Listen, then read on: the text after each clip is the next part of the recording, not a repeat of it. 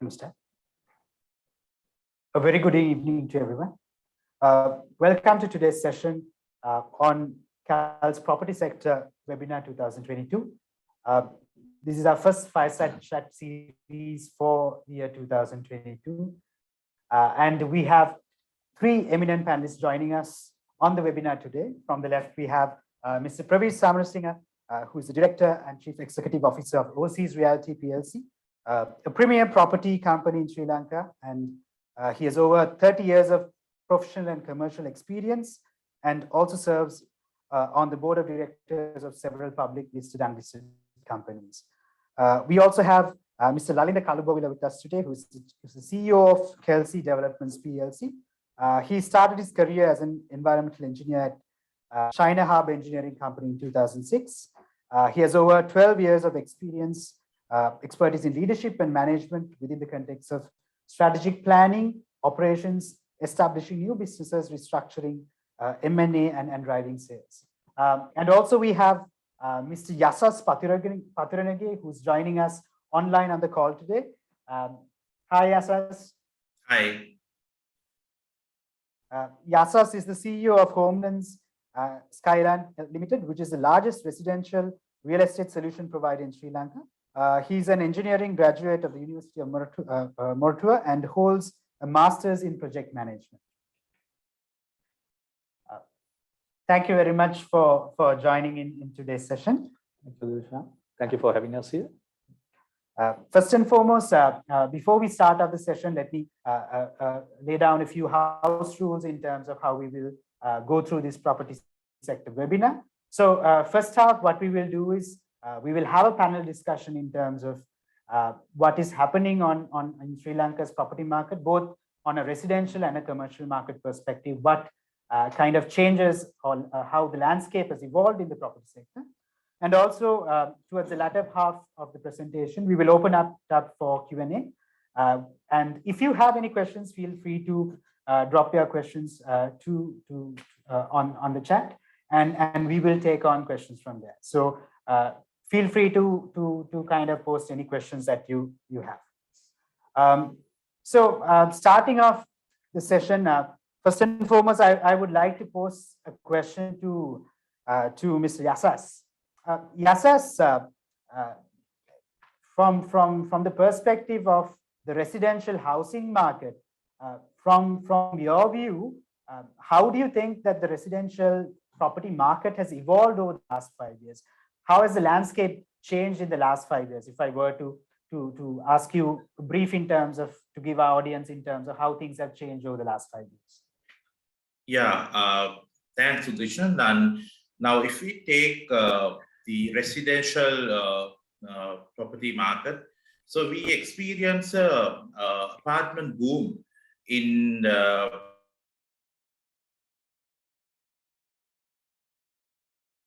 behind that. Actually, the main reason is mobility factor. So as you all know, we spent 13% of our time on the road. So that's why the people are attracted more towards urbanized apartments over conventional houses. So other areas is like comfort and security and sort of thing. And due to that, from 2016 onwards, this was having a high demand. And a lot of people are tends to invest on development of apartments and selling, because it had a good ROI. Due to that, actually, individual construction of individual houses, the demand for that also quite reduced. And as a result, the lands prices in suburban areas also bit reduced due to the apartment boom happened in 2016.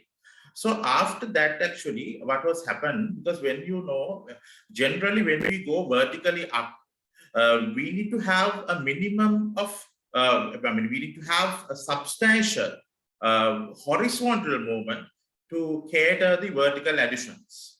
As an example, if a city get introduced with a tower with 1,000 people, transport infrastructure, medical facilities, and all other things needs to be maintained. And if we don't strike the balance, what happened is very undesirable situation. So that is why in 2019, we identified a downturn movement of the demand curve of the apartments, and it has came to a bubble situation.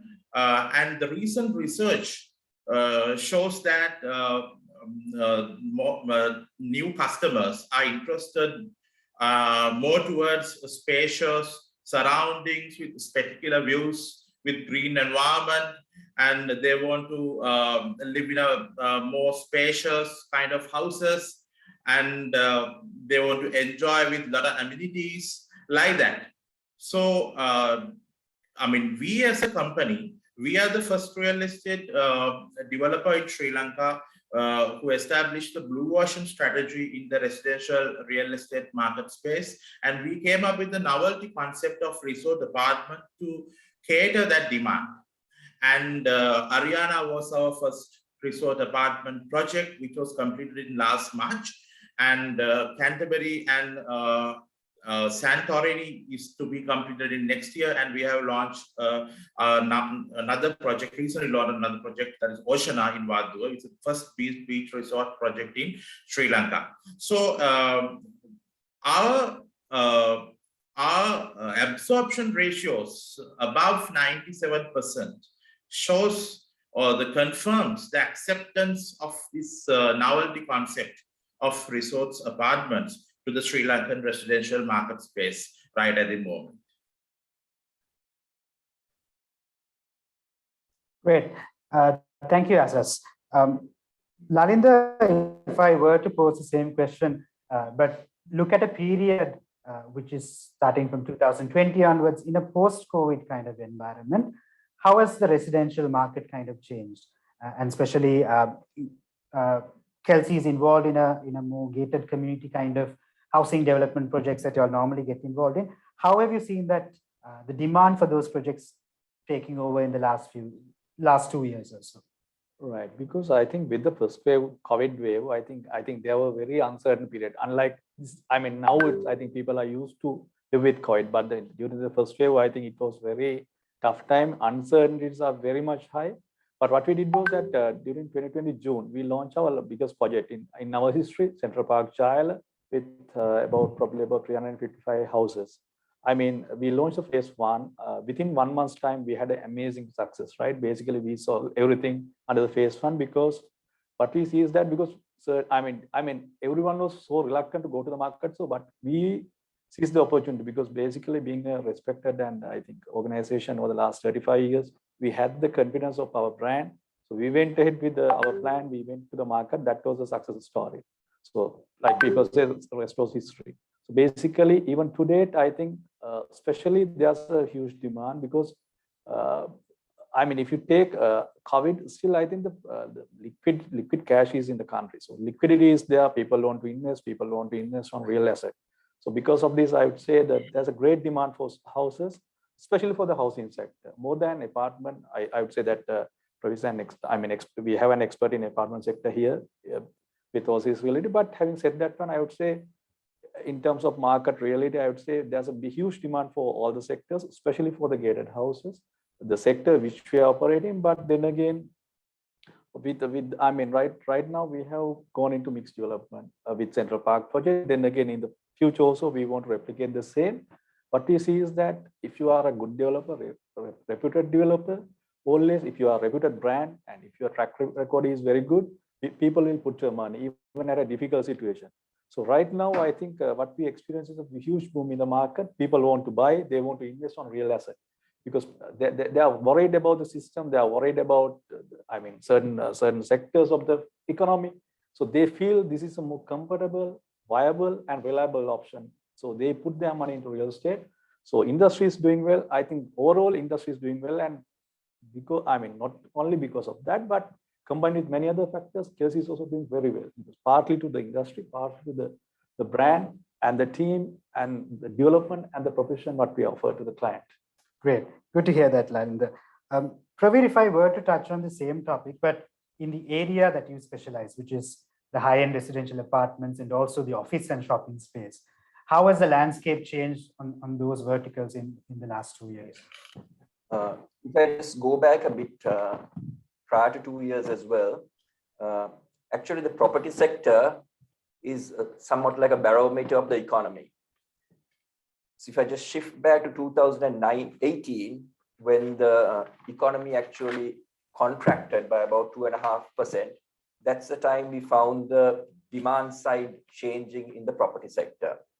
A lot of residential developers, especially in the mid and high-end categories, also went into a lot of difficulty. The smaller developers went into a lot of difficulty, and there was many developers who stalled their construction and their projects because there was so much of uncertainty as well as political instability and policy inconsistency during that time.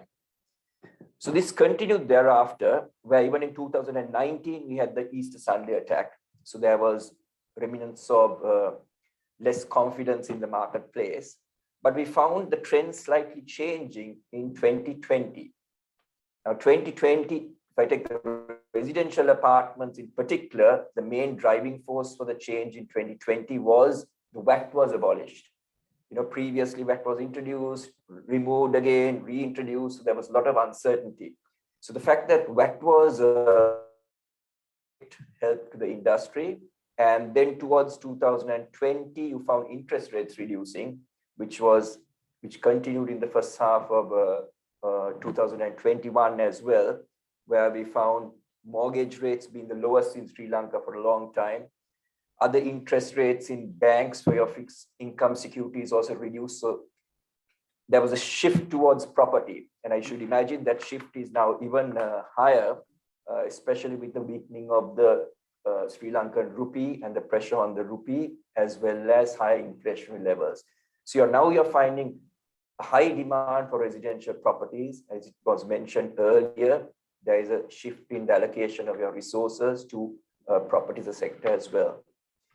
If I take the other asset classes, like office premises as well as shopping malls, the same economic conditions affect those industries as well. So there again, during 2018 and 19, when we had tough times during the economy and even followed by the Easter Sunday attack, obviously the companies, first thing they will do is try to reduce their cost bases. So you found people, industries shifting to cheaper real estate. You found certain businesses downsizing their operations, downsizing their footprints as far as office space is concerned. So that was a shift that was found from 2018 on to 2020. And then, of course, we had the COVID first wave and the second wave, which made things even worse for certain industries occupying office space. So basically, you found the demand side not necessarily increasing. It reduced and continued to be stable at a reduced level of occupancy levels. Of course, the shopping malls, if you take that asset class of shopping malls, I sympathize with many developers. There was many lockdowns and curfews where the retail environment was closed.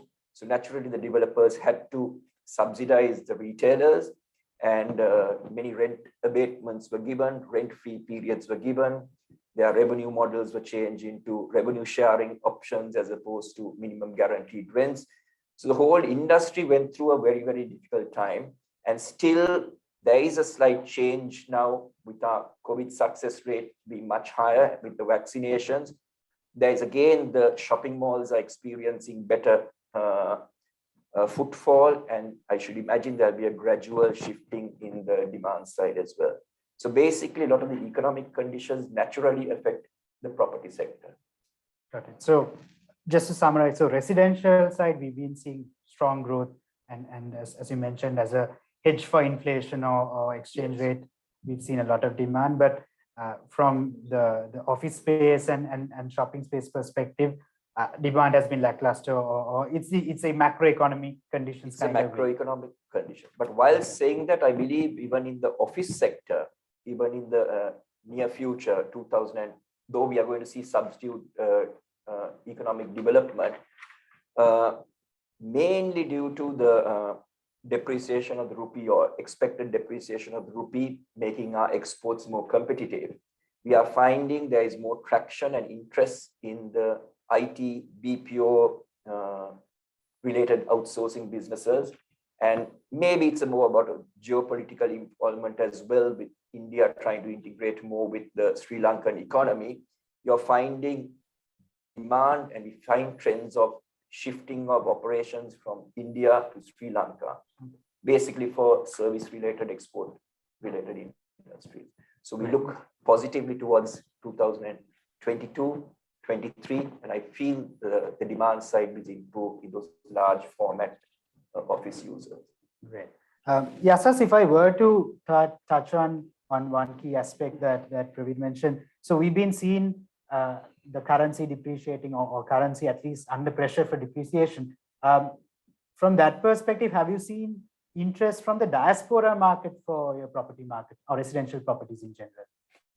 Yeah, you know that if you really see our Sri Lankan diaspora, we have around 2.1 million people there. So these 2.1 million are the people who are maintaining an account bank account in Sri Lanka. That means they are having transactions. So out of these 2.1 million, our study shows that 140,000 people are willing to buy a residential property in Colombo and suburbs within next 3 years.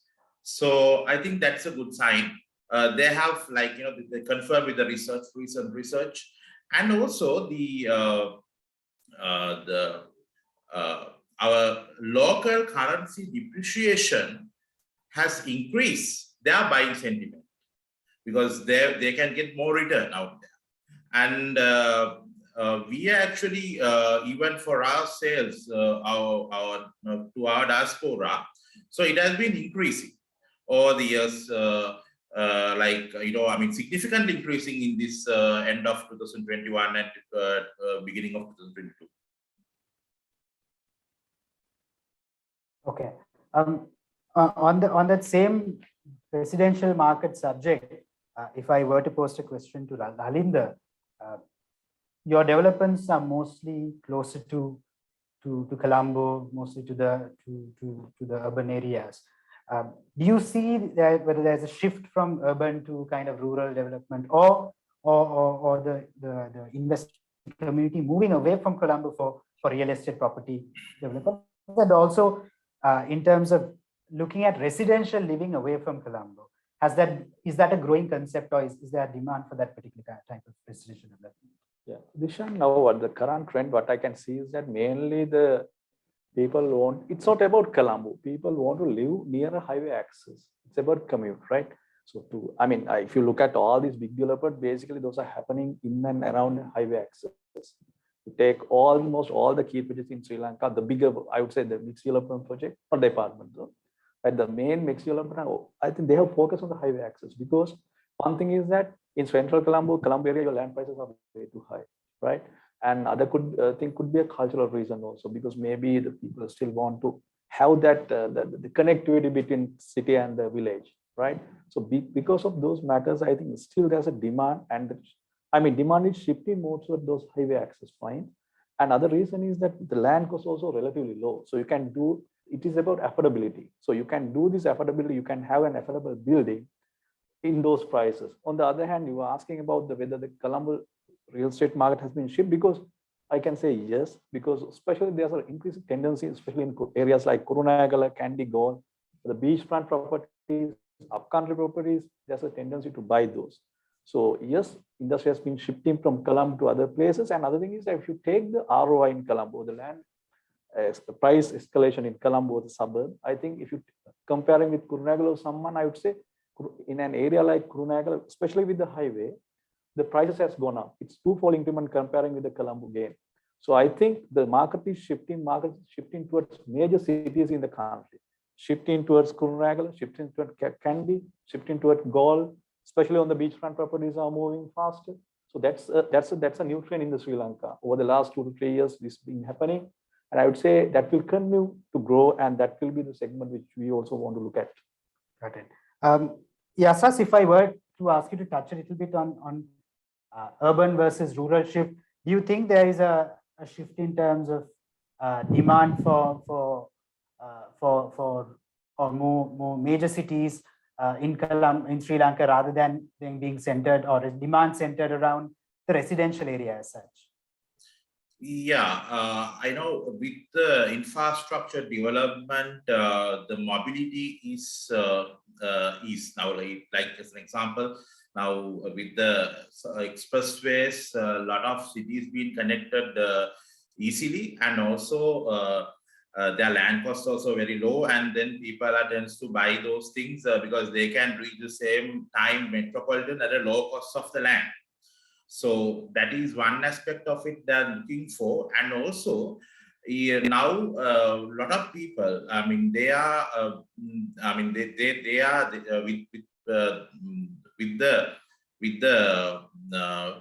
they are with the remote working and all that. So then their geographic location is immaterial now. So then for them, there's not a big necessity for them to live in the metropolitan. So then with that, actually, suburban spaces also increase the attention. Okay. Praveer, one of the key themes surrounding real estate development is we've seen a lot of demand for real estate, but in terms of construction costs, we've seen a massive increase in terms of construction material going up. As a developer, how do you kind of mitigate this, and what kind of increases have you seen on the construction front? Yeah, yeah, that's, I think, a big challenge, not only to contractors as well as the developers, the increasing costs of construction. Basically, we know the inflation rates, okay? We are talking about 16% year inflation and even higher on certain food items. So that type of inflation definitely has an impact on construction costs. If you take the CEDA statistics in January, the bulletin, they said 2021, there was a 12% increase in the construction costs. I don't know how far that is correct, but that was a 12% recorded by them. But at the same time, we know certain construction material, if you take steel, has increased by 35%. If you take glass, has increased by 60%. If you take cables, have increased by 70%. So there is a substantial increase in construction costs that has come into place. So this is obviously, it's not only the cost of construction material, I should imagine the shortage of construction material, as well as delays in importing construction materials because of the Forex crisis or shipping issues that we are experiencing. These all have affected the construction industry as well as the costs of construction. So as a developer, obviously, one thing is how to manage this situation. If I take two sides of it, one side is how you contract with the contractors. Now, we, for example, we have contracted with our contractors on fixed price lump sum contracts. So if there is a change in raw material prices or construction costs, the risk of that is borne by the contractor and not us. So it will affect their margins. Obviously, they would have factored in a margin when they are looking at a project of 2, 3, 4 year horizon for the increase in construction costs. So the way you have structured your contract and entered into your contracts is one way of hedging against the change in construction costs. But notwithstanding that, we definitely know contractors have got into difficulty, because if their costs go up beyond a particular level, obviously it's going to affect their profitability and it's going to affect their progress in construction, as well as their interest in completing, and there can be delays in the construction. So under those circumstances, and particularly during the COVID period, so in the last 2 years when we had many lockdowns and closures and extreme difficulties in even mobilizing staff and workers to construction site, you would have found many large developers who have got into settlement agreements with the contractors beyond their original contract and agreed to make certain payments on ex gratia basis to, to reduce the impact on the contractor, basically to get your job done on time. So contracting is one way of managing the situation. On the other hand, of course, you have to make a call in the marketplace whether you want to push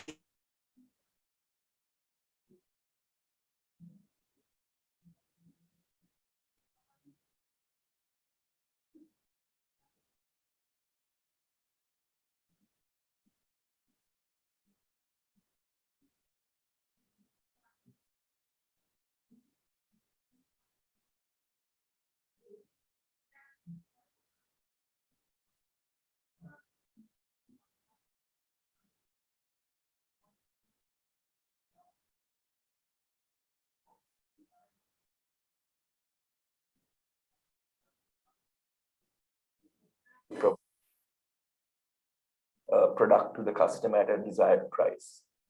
Okay. Lalinda, if I were to ask on the same topic, construction costs, as what Praveen mentioned, has gone up significantly. From Kelsey's perspective, how are you managing it? And is it possible to pass on these cost increases on the new projects that you are doing right now? Right. Just to add what Praveen said. So basically, generally in a year, your cost escalation is about 3 to 4%, right? So unfortunately, during this year, it has gone to 22%, right? So it's a big jump where our contractors can't have the hit alone. Like he also said that we also had signed what we call fixed price lump sum contract. That means that price is fixed.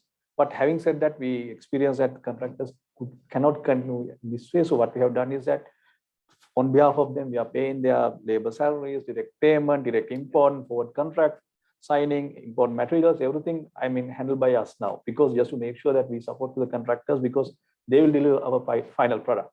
But on the other hand, we have signed fixed contract with our buyers. We have signed the sales and purchase agreement. So being I would say, responsible corporate citizen, we are not in a position to violate any of those agreements.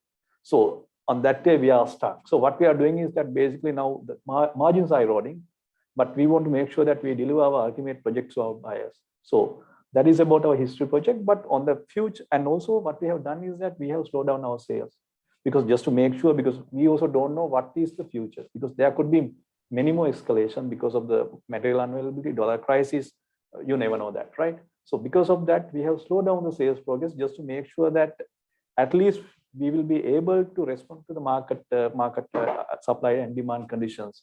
So that is one way of hedging this one. On the other hand, future contracts, what we are trying to do is that we want to come up with a model where the contractor and the developer share the risk equal. Because if you are talking about fixed price contract, the contractors might put so many risk layers, and then it's become basically you can't expedite the construction because the price is way or the cost is way too high. So what we do is that we have taken out many major components like aluminum, cement, or the steel. You take out the major component, you take it under the developers, right? So then you take the risk, but on the other hand, you remove the risk from the contractor. So in that case, so he can perform his normal construction work. And we also know at least that we will only pay for the market increments only, not for their risk layers. So that way we are trying to reduce our cost. And also there's another one model is to handle what you call, you can have JVs, right? You can structure your contract in a profit sharing basis. This is another avenue which you can look at. So if you can sign a contract with your contractors, then you can basically, for a basic price, then what you can do is that if you are making additional margins, you can share that margins with your contractor. So those are the options which you are looking at. And then again, when it comes about labors, I would say the labor cost increment is not the greatest, right? The major cost is about material, which we are as of today, material prices will as unavailability, like he said, because that's been a real issue. Because I think without material, without cement, you can't build, right? And there are a lot of import barriers. Because the other problem which we are facing is that most of our projects are BOI. So that means we have passed this benefit to our clients, because BOI, with the BOI concession, we have basically priced our project. So we have passed this benefit already to the client, but whereas we are unable to buy any of the BOI material because of the dollar issue. Correct. So this is another key concern which the developers are facing right now, which the government and the other institute has to seriously look at. Correct. Yasas, if you want to weigh in terms of construction costs and how you are looking at new developments from this point, is it viable to kind of to go ahead with new construction projects at this point, given there are shortages, construction costs have gone up, or what is your plan in terms of managing construction costs right now? Yeah, actually, Odisha, now, if you really see the present situation has resulted a cost hike of nearly 5 million rupees for a average of 2,000 square foot house or a residential unit, right? That is very, very high. And we are trying our level best to not to minimize the burden to the customer, because now what we are practicing, I mean, most of the things actually Lalinda was discussing, but other than that, actually we are trying our level best to pass the economies of scale advantage back to the customers. And also we have a in-house construction arm, so we can expedite the schedules and reduce the overhead cost, so that we can pass back the benefit also for the customers. And we are getting into as an example, for supply chain optimization strategies like forward contracts with the customers and the bulk purchases, and all that. We try our level best to control the price, and somehow actually we are managing, and we are trying our level best, as I said earlier, to mitigate the effect as better as we can, and minimize the burden to the customers. And coming back to your second question, Udishan, now if you really see now, real estate is, as an overall, the present context, post-COVID situation has created a demand surge. So if you really see the present demand lines, we were not able to cater at least for 40% of the demand. So that means, now, and other thing is, if you really see the statistics, it is very clear that only 30% of the people are buying residential properties for the living purpose, but others 70% are buying for the investment purpose.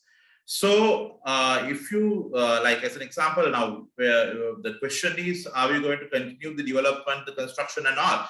Yes, because there's a huge demand for it. Presently, we are not catering, at least as a country, we are not catering at least 40% of what we really want at the moment. So we need to come up with a strategy to streamline the issues we have right at the moment. And then I'm pretty sure that another couple of months and it will heal the situation. And then we have to hope for the best. Okay. Yasas, if I were to touch on the land side of things, because your company is also involved in land sales in addition to residential project developments. Have you seen the same kind of growth that you've seen on the residential apartments or residential property development, also reflecting in land sales as such? Have you seen land sales? Yes. Now, as I told you, Dishan, now we are not catering to the demand, right? Even housing or the apartments, we are not catering to the demand.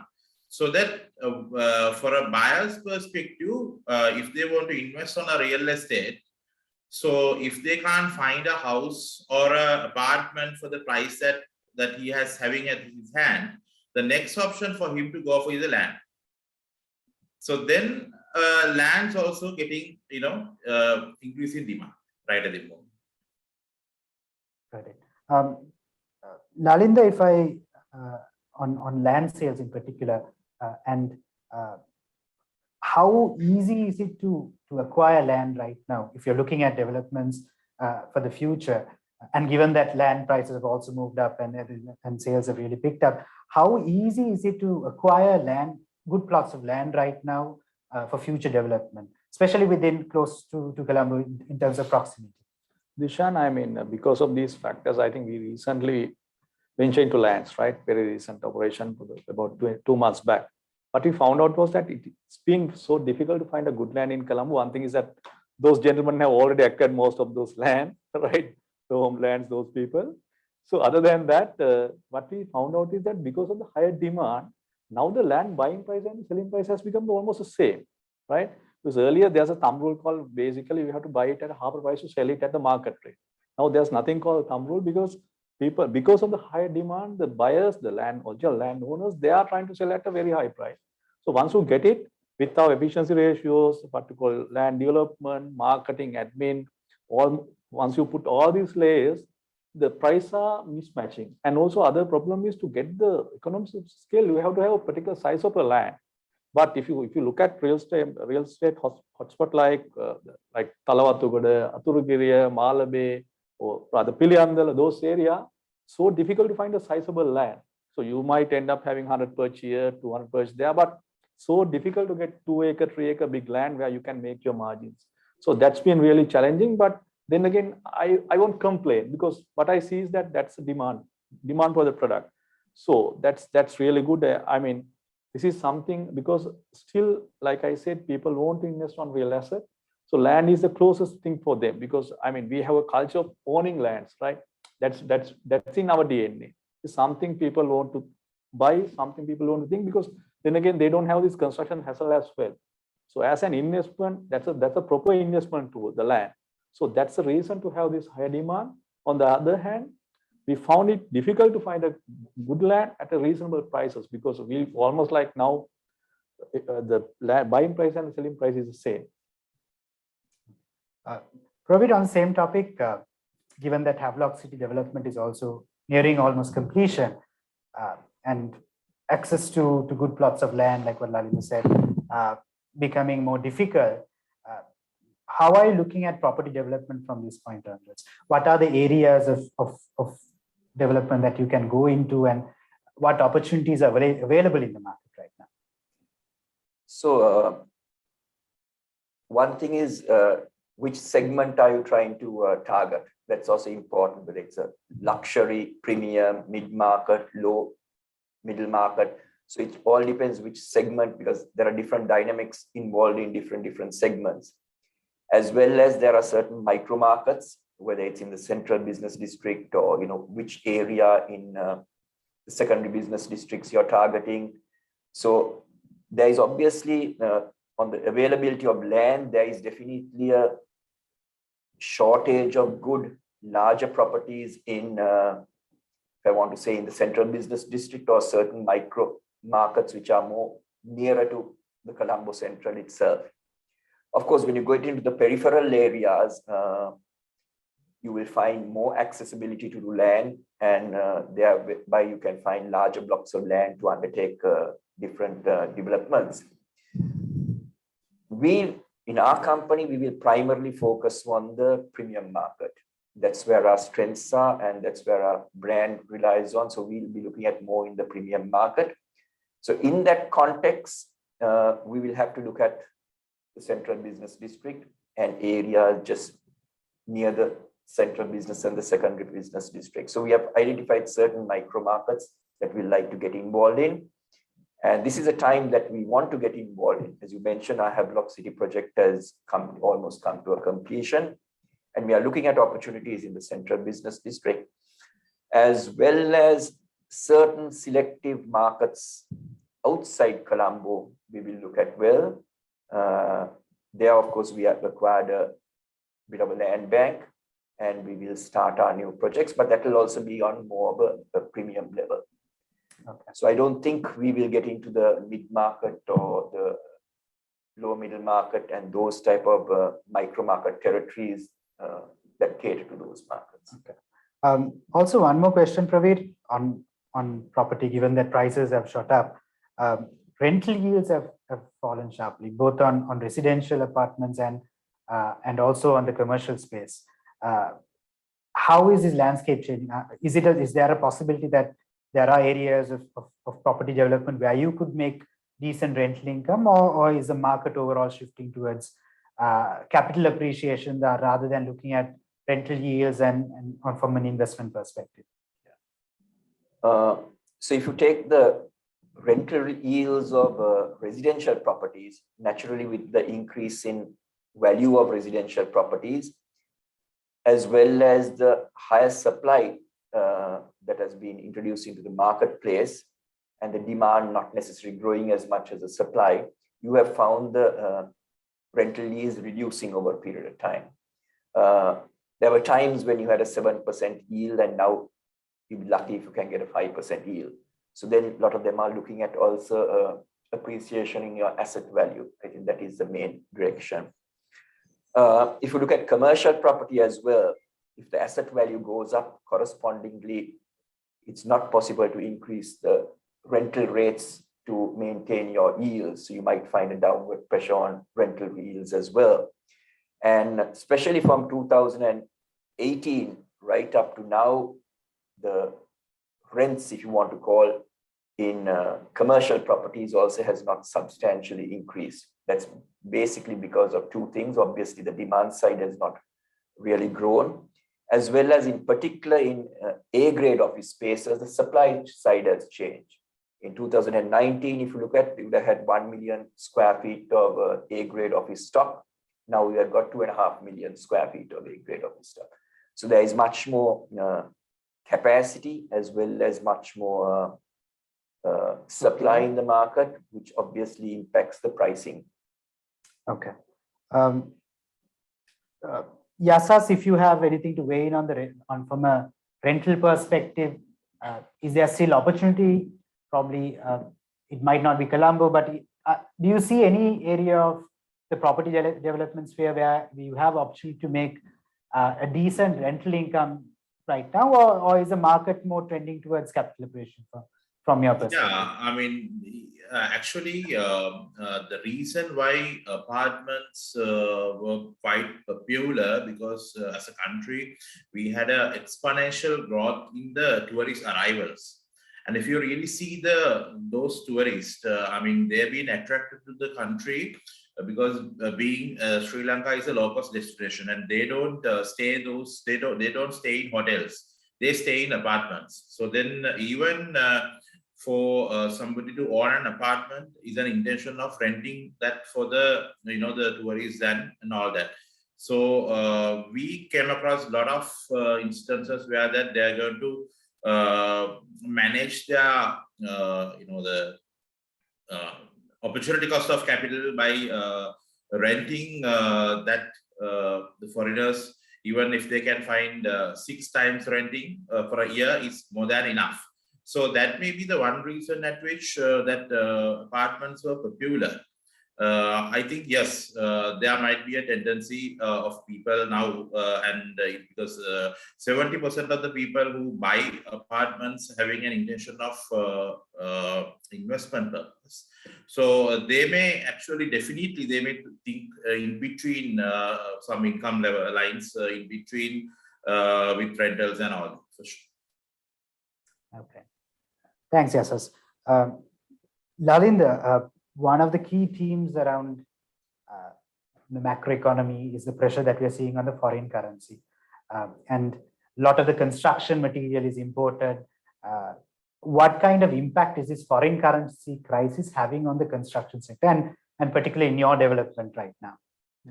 Vishan, if you look at on construction, right, about 30% of material has to import. Generally, you are allowed to.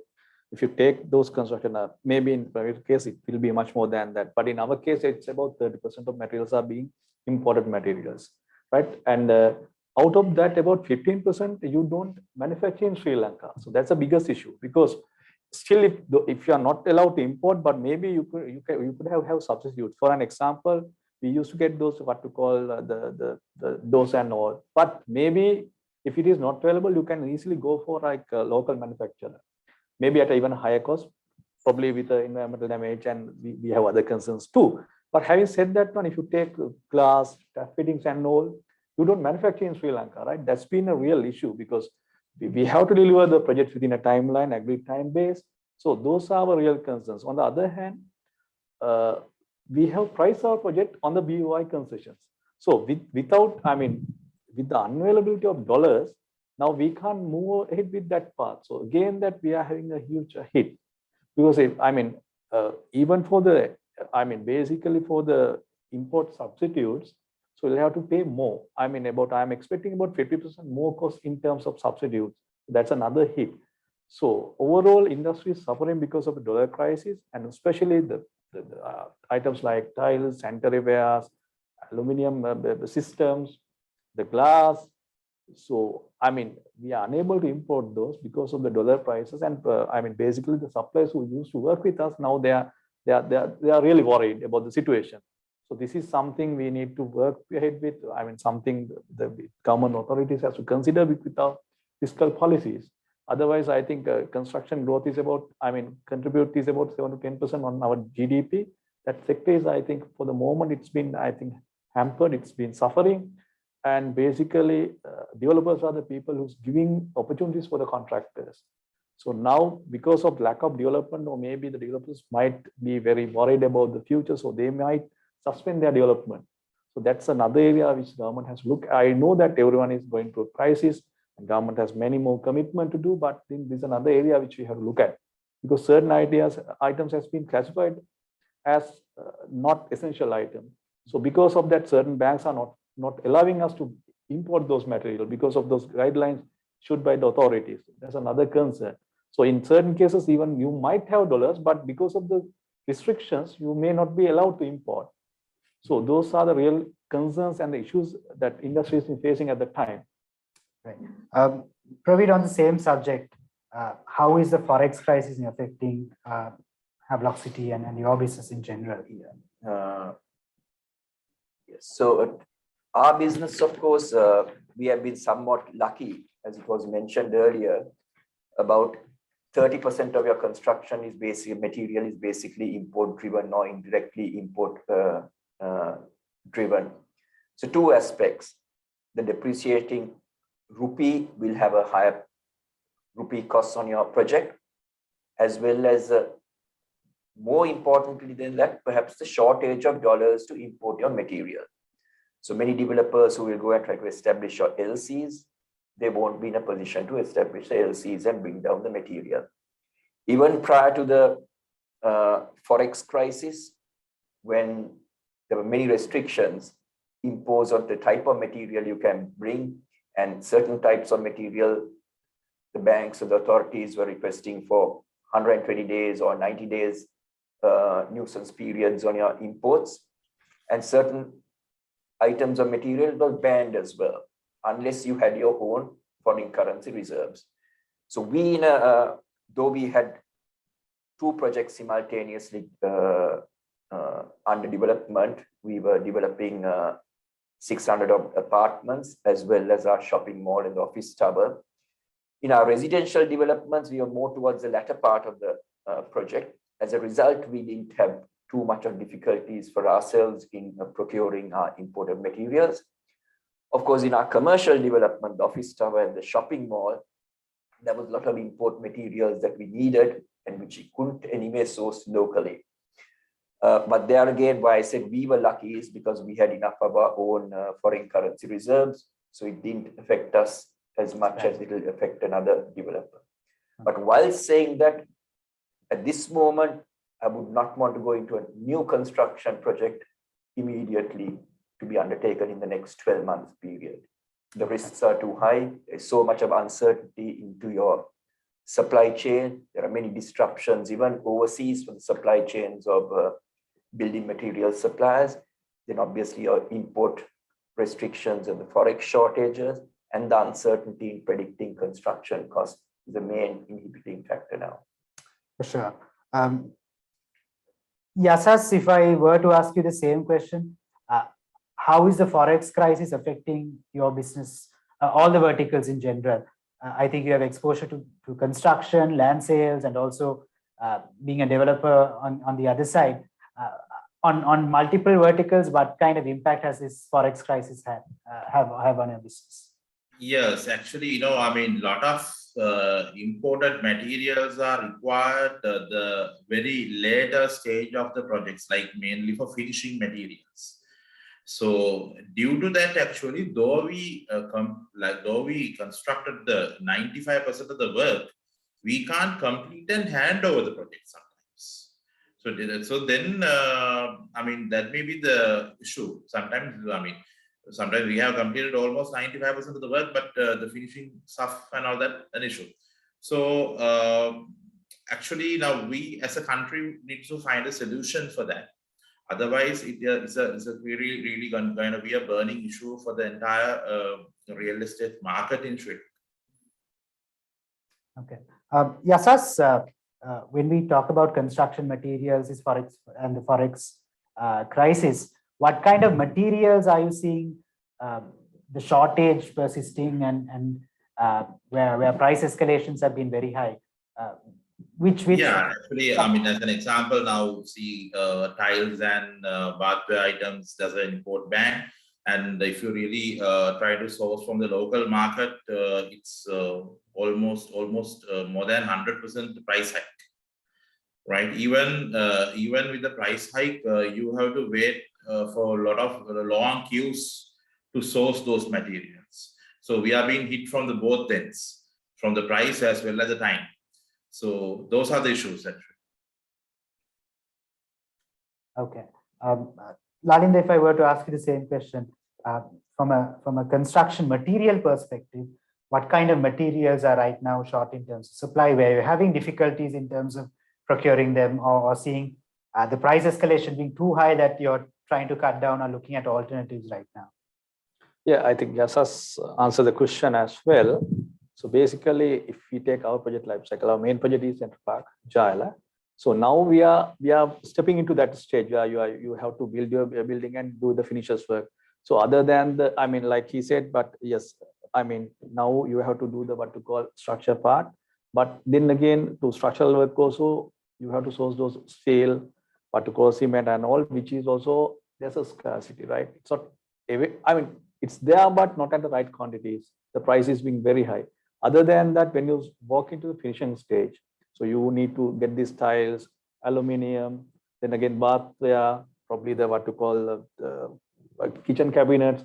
Those are giving us a bigger hit, because on the other hand, what we have done is that we have signed the agreement, whereas we supposed to pay LD charges for our buyers after certain days.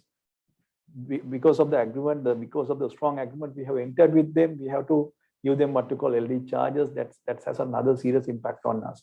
So overall, because of the material not availability or the shortage, the developers are suffering, and the contractors too, because not only developers, because the contractors, their timeline also goes, extended. So now they have to keep their staff, they have to put their securities. The admin cost goes up. Everyone is, I think, not only us, but that sector also being suffered because of this issue.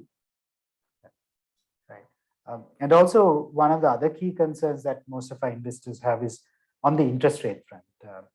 Interest rates have been slightly edging over the last 6 months or so, and we are seeing the trend kind of being on the upward trajectory right now. Praveer, from your perspective, what kind of difference does interest rates make on the real estate equation? Does it change the buyer's decision in terms of purchase, or is it a large part of the investor's decision when it comes to property buying? So again, I think different market segments may have different reliance on borrowings, basically.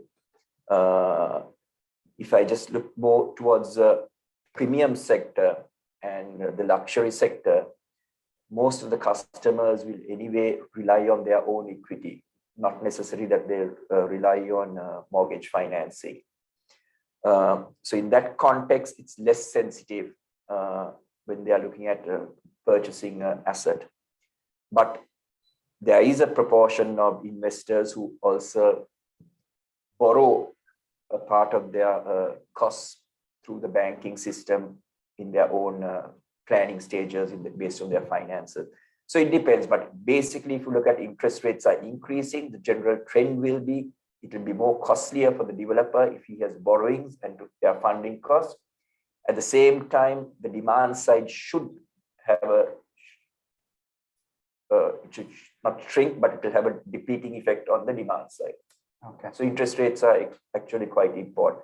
And a lot of developers who have commenced development and aggressively gone into projects, especially from 2018 and 19 times, and had borrowed a lot and expected pre-sales to finance their development costs, they all got into extreme difficulties, So there are many developers, as you may know, that have gone bankrupt or belly up or basically stopped their development work, and at the expense of obviously the consumer and the customer. Okay. So Lalinda, if you can also weigh in terms of the interest rate question, from the markets that you operate in, what kind of difference does interest rates make to the equation? Lalinda, if I could start with you in terms of from a gated community kind of perspective, how would that be? Mainly, but I mean, even though we are operating on a gated community, even you might think this is only for residential purposes. But now, since we also into this mixed development concept, about 60 to 70%, 65% are investors. So basically, when they say they can make more money by putting their money on the bank or something, they may not invest on the property sector. So that's a one hit. And I think the other part is well explained by Praveen. So that's a concern for us too. But on the other hand, since we operate on the housing, the real residential market, still there's a need for the people. That's still, even at a higher rate, people want to go for their housing loan. That's because housing is a basic need, right? Unlike any other thing, just like food, you need a house, you need accommodation. So because of that factor, still we do have a slight edge over others because we are mainly into housing market. And our strategy will be also changed over during the next couple of years, because we want to focus back, we want to go back to our roots. We'll be, because we are known for gated housing housing development. So basically we'll go ahead with that path. So because since it's a need, it's a basic need of the people, I still expect there will be demand for our product comparing with our other products, because it's housing, it's a residential market. Certain people treat that as an investment, but most of the people or the buyers, that is for their living. So we are trying to address a basic need.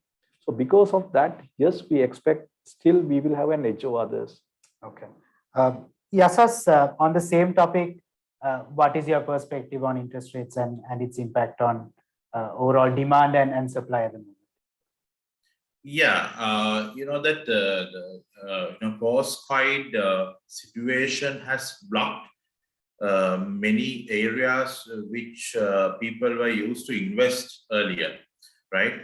And then they don't put the money on the bank due to the low rates, and then even the Fitch rating downgrading has resulted some rapid withdrawals from the government banks, and even they couldn't invest on luxury vehicles, they can't buy vehicles, and also the existing vehicles has been increased by 60%, so that they can't go for new vehicles. And other modes such as the share market and other investment modes, we don't feel confidence on those things, and then due to that, actually, people are pushed towards real estate. So we actually, as per our calculations, generally for residential real estate per annum, they can assure a 25% minimum ROI. So, and most interestingly, due to the post-COVID situation, now people can borrow money at a very low interest rates of 7 to 8%. So that also increase their buying power. As an example, if they have 10 million and they can simply borrow 10 million from the bank, and they can go for a 20 million investment straight away. And those borrowings are at a distance of a single telephone call today.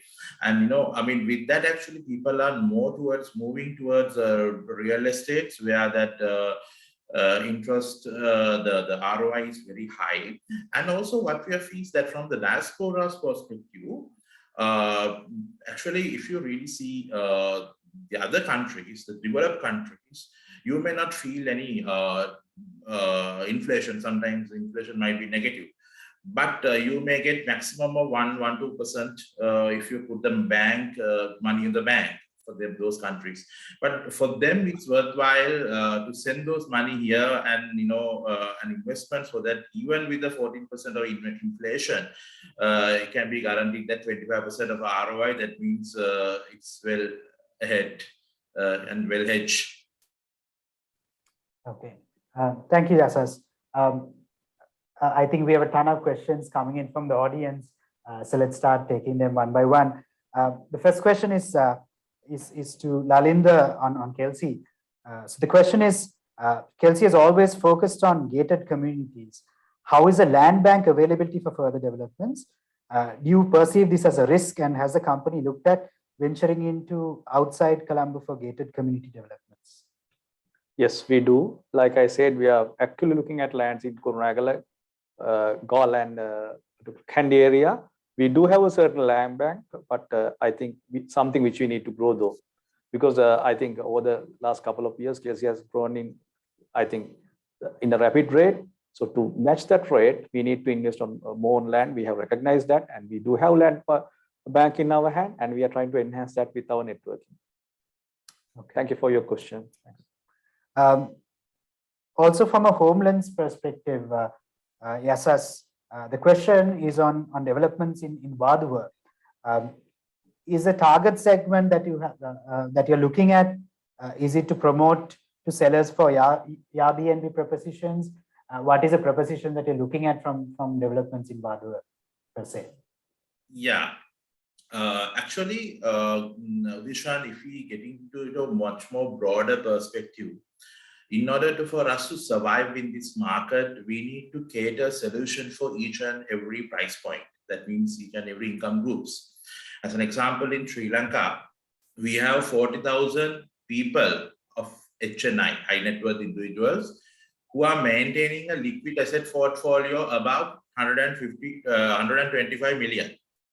So, and we have, those people are interested for like investments about 50 million, with most of them are interested with outright payments. The next level of people, say upper mid-income category, we have 100,000 of people in Sri Lanka who has monthly income is above 1 million.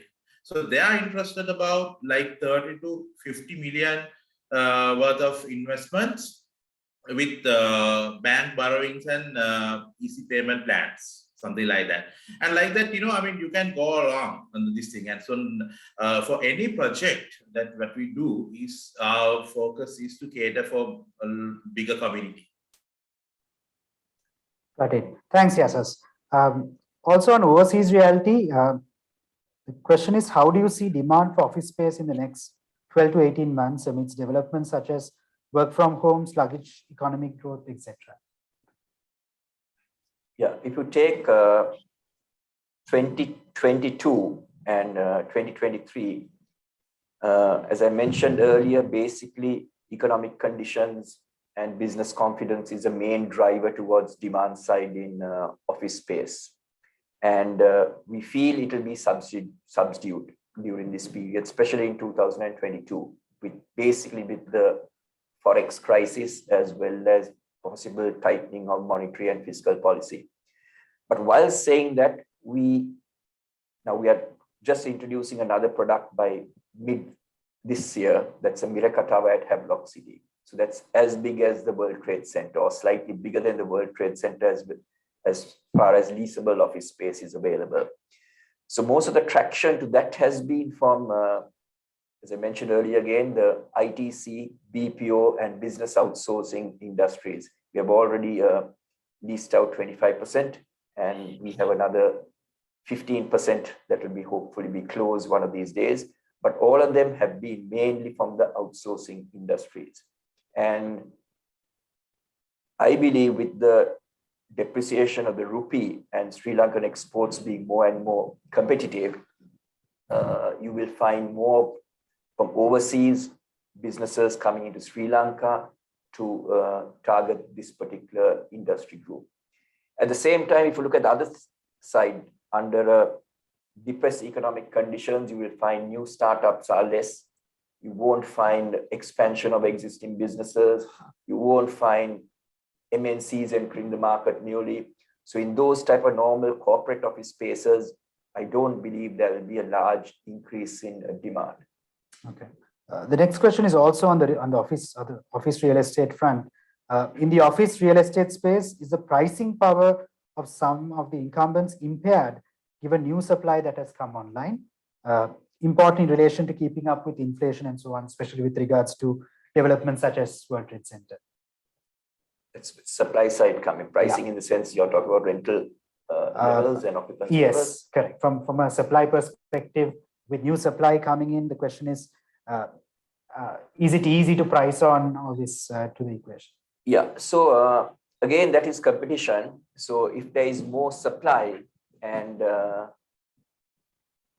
you'll find there is definitely a tendency of the prices dropping or prices being stagnant. So that we have experienced in the last 2 years or 1.5 years, especially after Shangri-La as well as the Cinnamon Life office tower came in. So it's a game of demand and supply affecting your pricing. And as I mentioned again, Miraka Tower, if I take at Luxity, will be mainly positioned towards certain types of industries, while World Trade Center will be positioned towards more corporate type of presence in real estate and who wants to be right in the central business district. So there are 2 different segments they are targeting. And overall, obviously, the rental rates, we won't see an increase in rental rates in the next foreseeable short-term period. Okay. The next question is over to all 3 panelists, and if anyone can take this question. Countries like Australia and Canada have tax concessions which incentivize investment into real estate from locals and foreign investors. What are the panelists' views regarding Sri Lanka's current real estate taxes / policy, and what are the policy or legislation changes they have in their wish list for the future? Yeah, anyone can. Of course, in Sri Lanka, there are no real incentives for Sri Lankans or foreigners. There is no major incentives provided by policy to acquire real estate.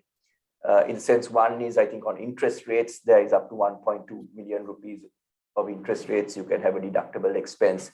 In addition to that, we don't have any specific additional benefits.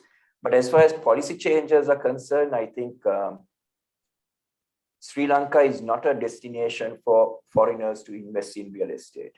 We have found, yes, Sri Lanka diaspora looks at Sri Lanka, but if it's foreigners who have no Sri Lankan original identity, Sri Lanka is not a sexy country to look at. As you mentioned, Australia, UK, the Middle East. There are certain places even in East Asia that are destinations for foreign investment in real estate. So in that area, there is an opportunity, though there is an opportunity to see whether we can give something additional to foreigners to target the local real estate industry. So one of the areas that we have been promoting or we have been advocating on is, like in Malaysia or Thailand, to provide a special visa scheme, like a second home concept for foreigners being given visas to come here and, long stay as long as they invest in property, condominium properties, or even for that matter, detached housing, provided you invest a minimum amount of funds. So I think that's one area that we can look at, as well as mortgage markets are not accessible to foreigners. They are not entitled to borrow from the local banking system. So those are some of the restrictions that are there for foreigners to acquire property and to develop that segment, a new segment in our property market.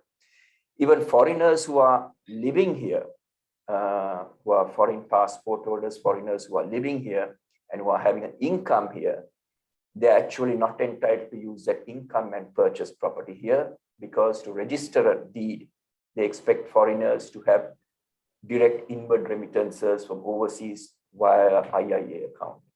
So that is also, a restriction as far as the property market is concerned. And maybe another area that should be looked at is giving institutional investors the opportunity to invest in real estate. We don't have instruments to facilitate institutional investors like pension funds or insurance companies to invest in real estate in Sri Lanka. So there again, like some of the more developed countries, if REITs are made available and there is an institutionalization of the institutional investors being able to acquire stakes in real estate through REITs. Okay. Yeah, so Lalinda, if you want to weigh in on your wish list in terms of taxation or policy, what would that be? Yeah, only thing is that the what we are going through is that may not be the time to ask, right? Because I think entire country is having difficult times, so we don't want to become greedy and ask something more. But at least if we can stay at the current status without having more taxes, more burden, I'd be happy, right? Because we need to see the context and the operating context, operating mode which we are in now. So because of that, rather than having a wish list, at least my request and the wish should be no more tax, please. That's all. Yasas, anything that you want to add? Yeah, I think, I mean, we as a country, we should have a long-term perspective.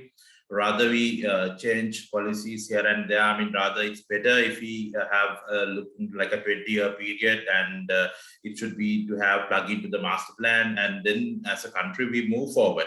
So then we know exactly where we are in terms of, you know, the taxation and then our GDP and all that. With that, actually we can have, and that's the only way that we believe to find a solution into this problem. Okay. If I can just add a bit on taxation. I know it's not the right time to ask for waivers or reductions, but unfortunately, Sri Lanka has such a huge demand for residential apartments, not only apartments, sorry, residential dwellings. So basically, whether it's housing, in detached housing or gated communities or even apartments, there's a huge demand. The unfortunate thing is that our construction costs are so high. Our construction costs are easily 40% higher than even developed countries or more developed countries than Malaysia, Thailand, India. So that's a cost that we have to bear, the end consumer has to bear eventually. So that's why housing has become so unaffordable to many when there's a huge demand, even in the low income, mid-income segments, there are huge demand, and naturally in the upper income segment as well, with more aspirations as well as increasing of wealth, people want to acquire more and more multiple properties. So one of the main key things that affect this high cost of construction is obviously local technology is not good enough, or I should say, we have found if it's a Chinese contractor, how they work versus local contractors work in a total different levels of efficiency. You will find we don't have a domestic supply chain in building materials, very underdeveloped supply chain in building materials. So that is another aspect that inhibits construction costs. And then the next one is the para tariffs. If you buy steel in China, it will be, or in Sri Lanka, it will be 240% of what is it in China. Because in addition to the other, even if it's duty free, there are a lot of taxes, cess, PALs on the importing of these materials like steel and many other, which eventually drives the construction costs. And unfortunately, that makes housing so unaffordable to many. Got it. And also, I just want to add what Ravi says is absolutely correct. If you really see, for the finance cost is nearly around 10% of a total project value, construction cost. So if actually, even for the housing and all that, the real estate sector can be facilitated with the low borrowing rates in a long-term perspective, that means we can reduce the cost by 10% without any problem. So that's a severe portion of the things, and we have to look at it in a more broader perspective. Rather, we just drop the cost by like that. It is not work. So that we need to see that, okay, what we gain and what we give, like that, both at once. Okay. Thanks, Yasas. The other question, I think it's open for all three panelists. What will the effect of apartment prices and profit margins be with the current inflation and currency depreciation going forward? Anyone? So obviously with the current depreciation as well as interest cost of construction is going to be much higher.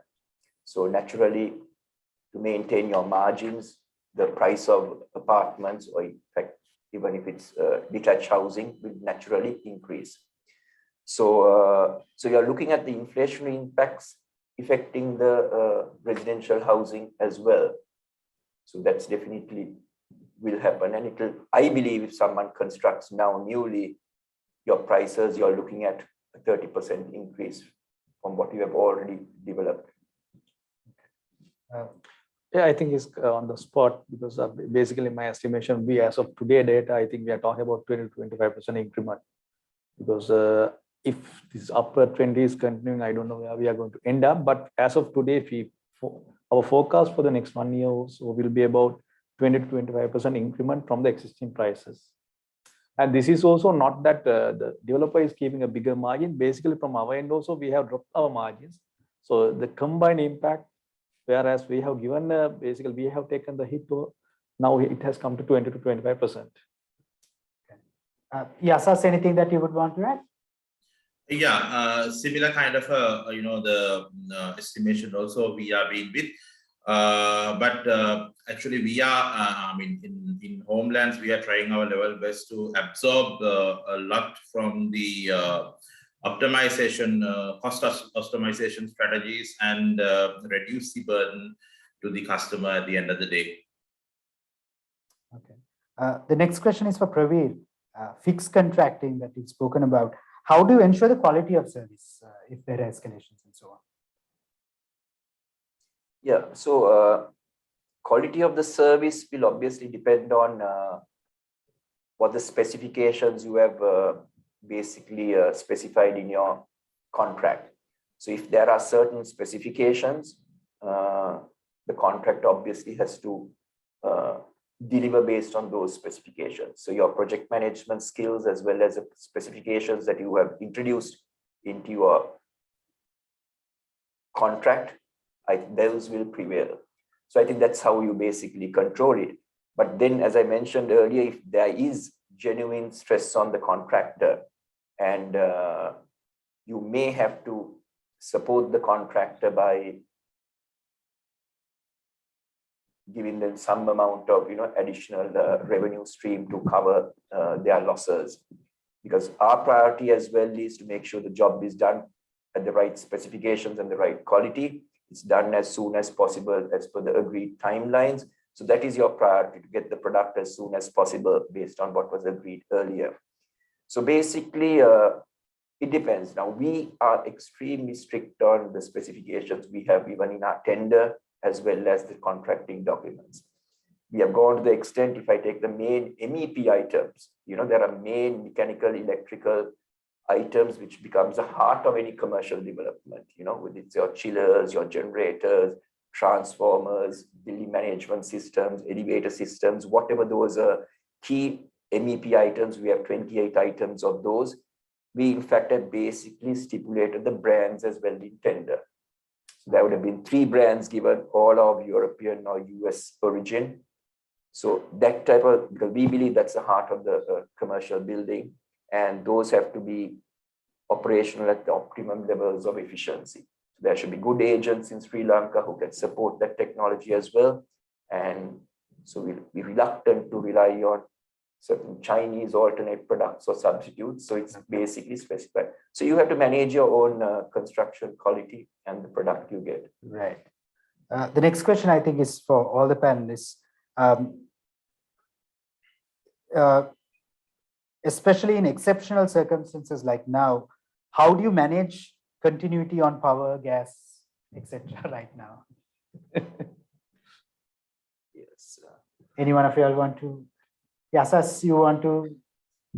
Yeah, I mean, we actually, when we plan our constructions, actually we have our own construction arm, and then when we plan our constructions, we first of all, we plan everything up and we know where the projects will be ending up. And then we are pumping the resource. We are putting up the resources for those projects. So when we do that, we definitely look into this risk areas and alternative strategies, because at the end, we somehow we can't compromise the timelines because we agreed upon with the clients that we will give these apartments or we'll handle these apartments or residential units at this time.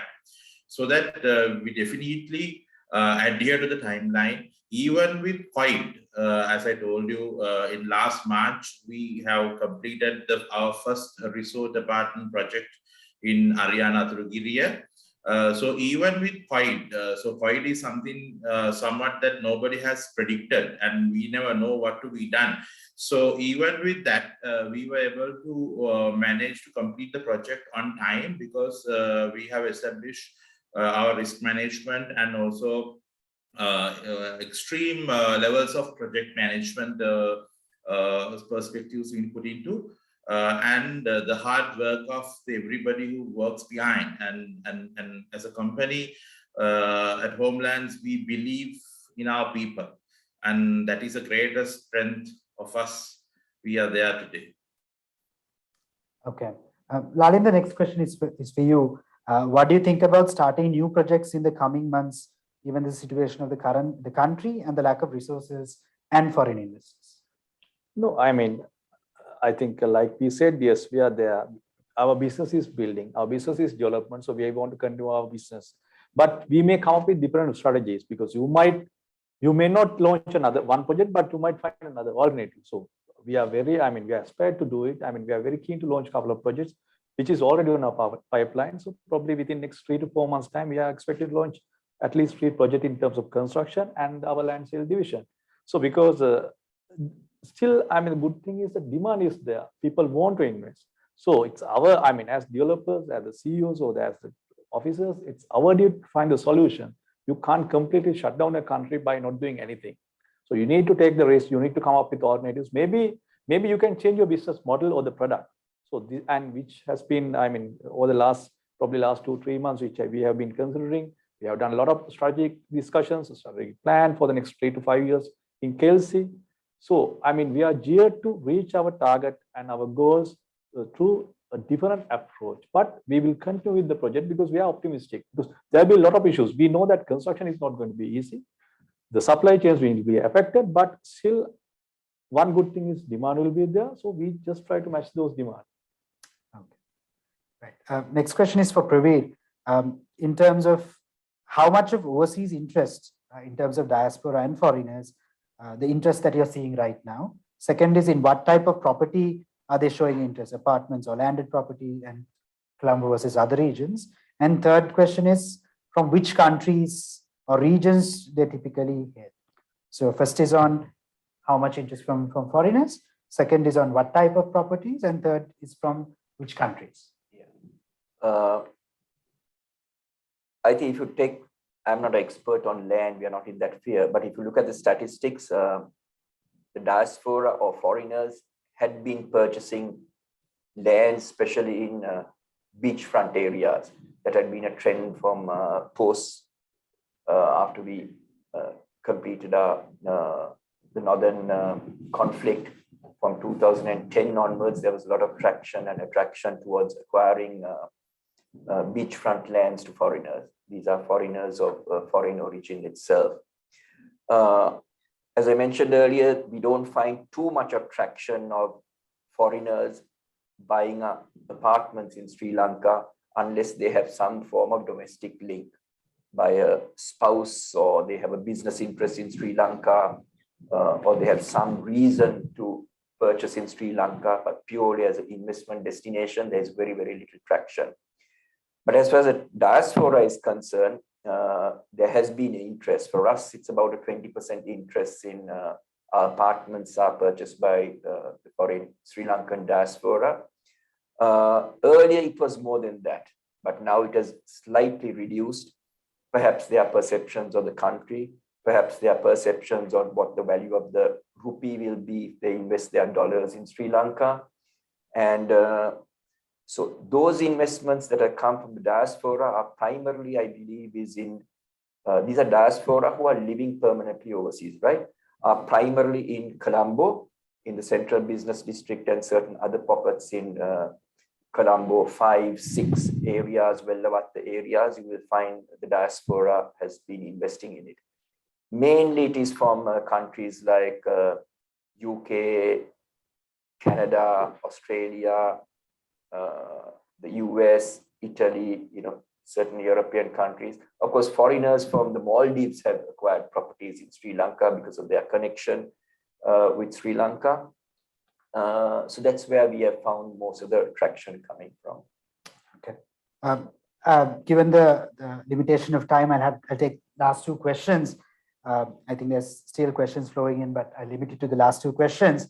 The other question is, there is a dearth of transparent or credible pricing information regarding both residential and commercial real estate in Sri Lanka, as opposed to something like multiple listing services or MLS in the USA. This impacts access to financing via banks or NBFIs. How important is this to the growing real estate sector in Sri Lanka? Do any of the panelists have a suggestion or solution to this issue? I think in the area of statistics being available, the central bank has 2 years ago started collecting statistics on apartment, the market, and they do publish demand sides, supply sides, pricing sides, as well as on the land pricing indexes they keep publishing. But I can speak on behalf of the residential apartments. Some of those statistics depends on what information they get. So obtaining of information is not the easiest for the central bank as far as the statistics to be able to publish very transparently the market conditions in the country. Okay. Because there are very few PLC companies, so then you can't glance through an annual report and get the information, because I think about 3, 4, 5 the PLCs are there into real estate development. Others are basically private developers. So in that case, you don't have many access to your information, because basically we have to depend on the information given by those particular companies. So that's a concern for people, I guess. Okay. Final question. I think, Yasas, you might be able to take this. Will price hikes and scarcity of the construction materials affect the bare land prices negatively? Yes, technically, yes. Okay. I think we have more questions coming in, but given the limitation of time, I think we will cap it at here, and probably we can reach out to the audience who've asked the questions and kind of help them in terms of getting the answers across. But hopefully we could have another session probably within the year for us to touch on some of the areas which have not been touched at this forum, but is of interest. And I think there are questions coming up on villa developments and etc., which we haven't really spoken about. So hopefully we can touch base in another session. But once again, I'd like to thank Praveed, Lalinda, and Yasas for coming in today and giving a quite insightful session on real estate development this year. Thank you so much, Praveed, Lalinda, and Yasas once again. Thank you so much. Thank you.